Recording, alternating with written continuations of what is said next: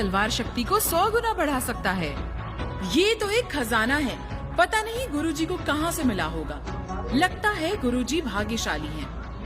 तुम्हें लगता है तुम अपनी बल शक्ति से मुझे रोक पाई हो? और क्या? तुमने अपनी शक्ति की स्थापना मेरी दी गई ड्रैगन की हड्डी से की। केवल इसी कारण तुम अपने स्तर से उत्तम युद्ध कर पाई। क्या? यानी टेसा ने अपनी शक्ति का निर्माण कैलेब भ्राता की भेंट की हुई हड्डी से की है, तभी वो इतनी शक्तिशाली बन पाई। भ्राता कैलेब ने केवल एक महिला को पाने के लिए इतना कुछ किया, किंतु उन्हें संभल कर रहना चाहिए। आश्चर्य नहीं टेसा ने इतनी शक्ति कैसे पाई। सिद्ध होता है कि सब कैलेब के कारण हुआ। टेसा जी, सुना आपने? आपके गुरुकुल में कुछ नहीं है। आपको हड्डी भी ज्येष्ठ भ्राता ने भेंट की। पराजय स्वीकार करो, हमारे स्तरों में बेहद अंतर है। पराजय स्वीकारूं? वो शब्द तो मेरे शब्दकोश में है ही नहीं। टेसा, जिस हड्डी का उपयोग तुमने किया वो मैंने तुम्हें दी एक नन्हे ड्रैगन की हड्डी थी। मैंने एक बड़े ड्रैगन की हड्डी का उपयोग किया था। तुम मुझसे आगे नहीं बढ़ सकती तो मुझसे युद्ध कैसे करोगी?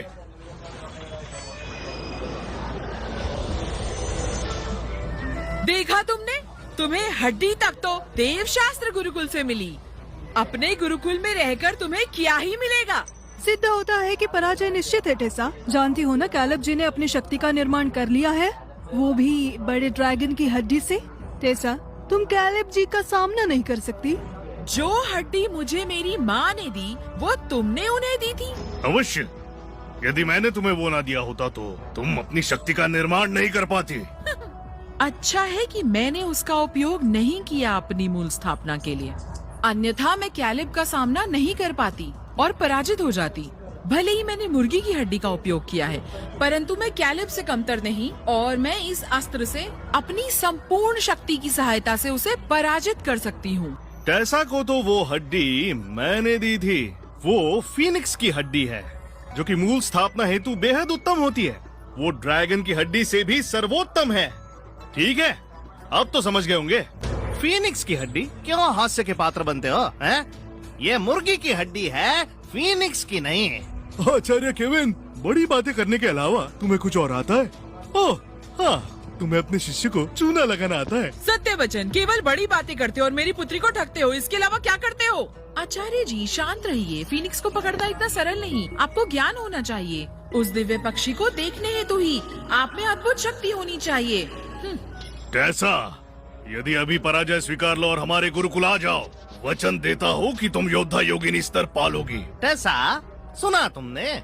ज्येष्ठ भ्राता बीती बातों को भुलाकर तुम्हें योद्धा योगिनी का स्तर दे सकते हैं। पराजय की उन्हीं स्वीकारती बेहद घमंडी है। कुछ समय पश्चात वो घुटने टेक कर देवशास्त्र का हिस्सा बन जाएगी। हाँ, और केविन भी।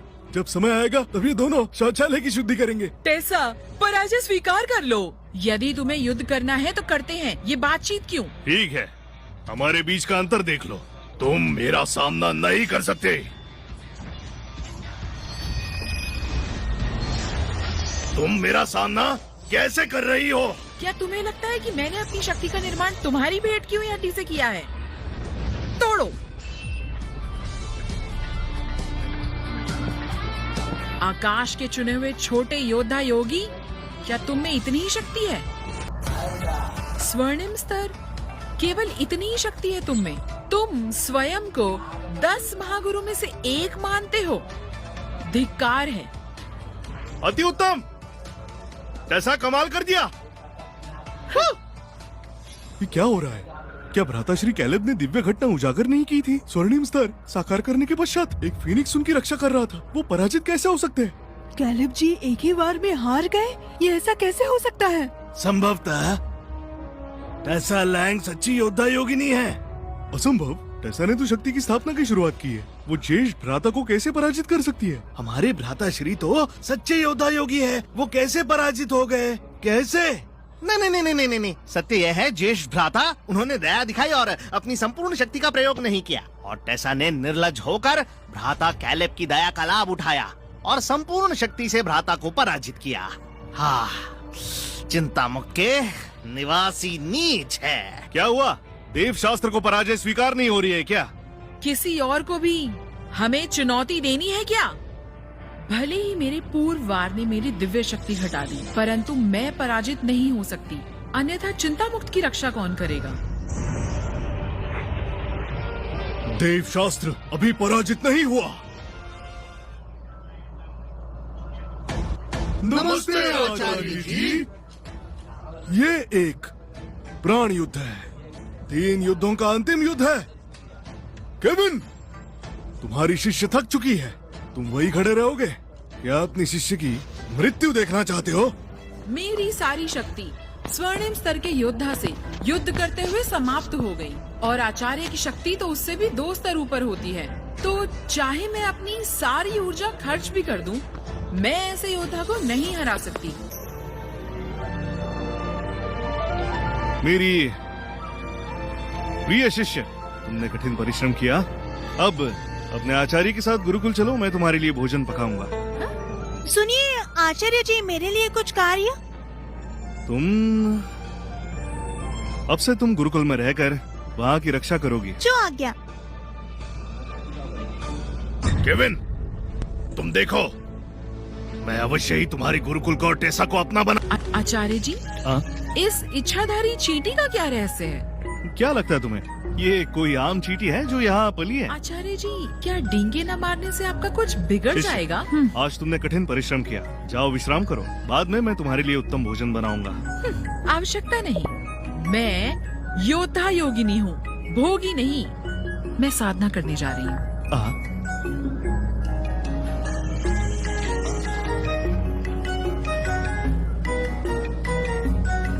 तुम फिर से चींटी बन जाओ। मेरे पास वास्तव में तुम्हारे लिए कोई कुटिया नहीं है। जो आज्ञा। क्षमा कीजिए आचार्य जी, मैं चिंतामुक्त गुरुकुल नहीं ले पाया। तुम्हारा दोष नहीं, यही प्रतीक्षा करो, मैं भीतर जाकर आता हूँ।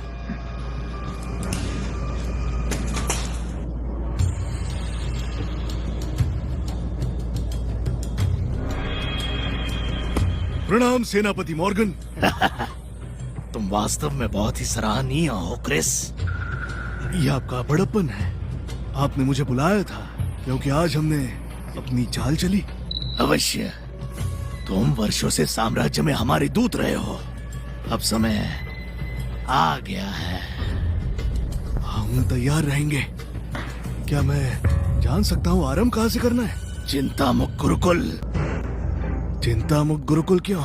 सीधे सीधे साम्राज्य और महाराज पर वार क्यों नहीं? मेरी नीति थी कि तुम्हें महाराज बनाया जाए, फिर मैं साम्राज्य को नष्ट करूंगा, परंतु अब नीति बदल गई। दिव्य लोक से कोई आने वाला है, उन्होंने आज्ञा दी कि पहले चिंतामुक्त गुरुकुल से निपटो। दिव्य लोक से?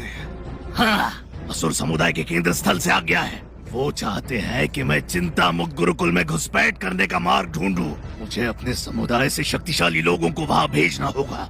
कार्य सरल है। हमारे साम्राज्य की सुरक्षा व्यूह 5 गुरुकुल के आध्यात्मिक नदियों से सुरक्षित है। यदि मैं चिंतामुक्त गुरुकुल की नदी को काट दूं तो वहाँ की सुरक्षा व्यूह विलुप्त हो जाएगी। तब हम वहाँ सरलता से बाहर से घुसपैठ कर सकते हैं। अति उत्तम। उस समय तुम अपने शिष्यों से कहना कि वो कहीं भी ना जाए, ताकि वो हमारी नीति में हस्तक्षेप न करे। समझ गया। मैंने वर्षों से आज के दिन की प्रतीक्षा की। अंततः हम अब चाल चल सकते हैं। तुम घुटनों के बल क्यों बैठे हो? आचार्य जी, सारा दोष मेरा है। मैं टेसा को पराजित न कर सका और चिंतामुक्त गुरुकुल न ले सका। भले हम विजयी ना हुए, परंतु उसे नष्ट तो कर सकते हैं। नष्ट करना है? मार्गदर्शन कीजिए आचार्य जी। हमारे साम्राज्य में 5 गुरुकुल है, प्रत्येक के पास आध्यात्मिक नदी है। यदि चिंतामुक्ति नष्ट हो गई तो क्या वो स्थान रहने योग्य होगा? यदि हमने नदी नष्ट की तो वो हमारे किस काम की? मूर्ख! यदि नदी नष्ट हुई तो उसे ठीक नहीं किया जा सकता। मैं समझ गया, धन्यवाद पिताश्री। आचार्य जी, वास्तव में तुम मेरे उत्तम पुत्र हो। जादूगर नीचे, मैंने अपने दूत को सूचित कर दिया घुसपैठ के बारे में। नीति के अनुसार आगे बढ़ेंगे। रात्रि के समय साम्राज्य की सुरक्षा व्यूह भी बंद हो जाएगी।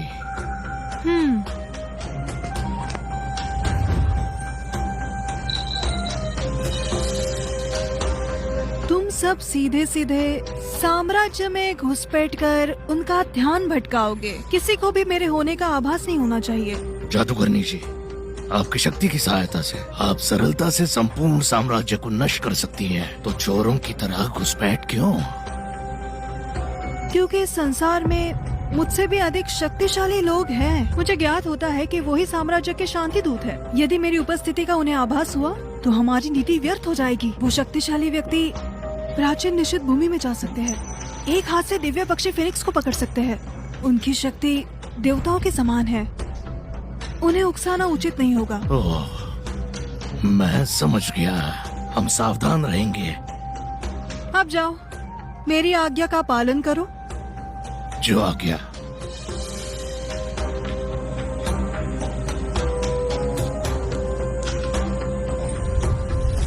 राजकुमारी टेसा, आज तुम्हारा अंत निश्चित है। शीघ्र आध्यात्मिक नदी ढूंढो। हाँ।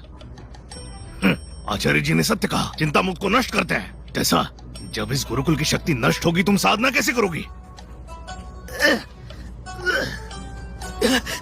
ज्येष्ठ भ्राताश्री, नदी मिल गई। उत्तम। इस पर मिट्टी डालो शीघ्र। हाँ जी जी याद रहे, इसे एक रहस्य रखना है, समझे? जी।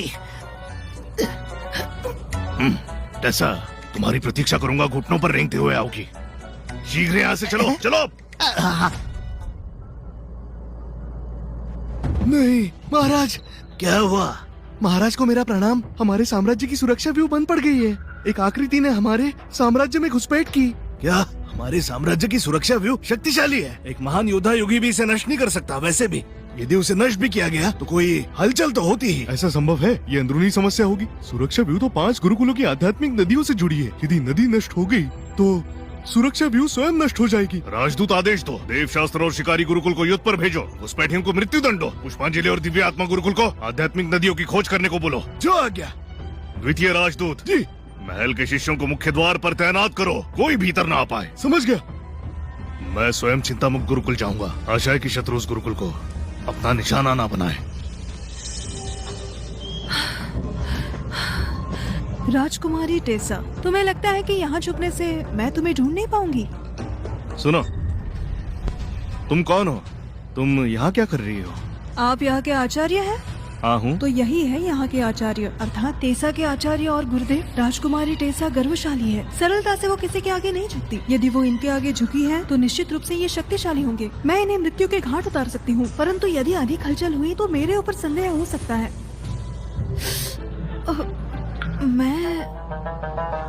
मुझे तेज भूख लगी है। यदि भूख लगी है तो यहाँ क्यों आई हो? मैंने 3 दिनों से कुछ नहीं खाया। मैंने देखा कि यहाँ रोशनी थी तो भिक्षा मांगने आ गई। कृपया थोड़ी दया कीजिए और थोड़ा अन्न दे दीजिए। ठीक है। तुम्हारी स्थिति देखकर आभास होता है कि भिक्षुक का जीवन सरल नहीं होता। आजकल और कठिन हो गया है ना। तुम 2 क्षण यही रुको, मैं आता हूँ। मेरे हाथ गंदे हैं। वहाँ जल स्रोत है, जाओ हाथ मुंह धो लो।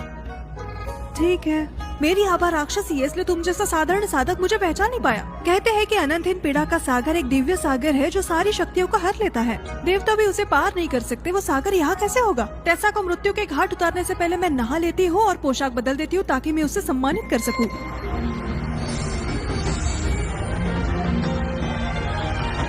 ये कौन सा स्थान है? मैं तो तालाब में गई थी। ये दिव्य प्राणी यहाँ कैसे? क्या यह सच में अनंतहीन पीड़ा का महासागर है? असंभव। अनंतहीन पीड़ा का असीम महासागर दिव्य स्थान है। वो भूमि लोक में कैसे?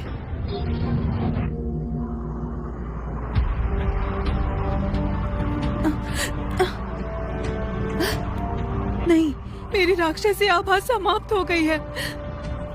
धिक्कार है उस आचार्य पर। मैं यहाँ से जैसे ही निकलूंगी उसे मृत्यु दंड दूंगी। मेरी सहायता करो। अगर किसी ने मुझे बचा लिया तो वो जो कहेंगे मैं वो सब करूंगी। वचन देती हूँ मैं।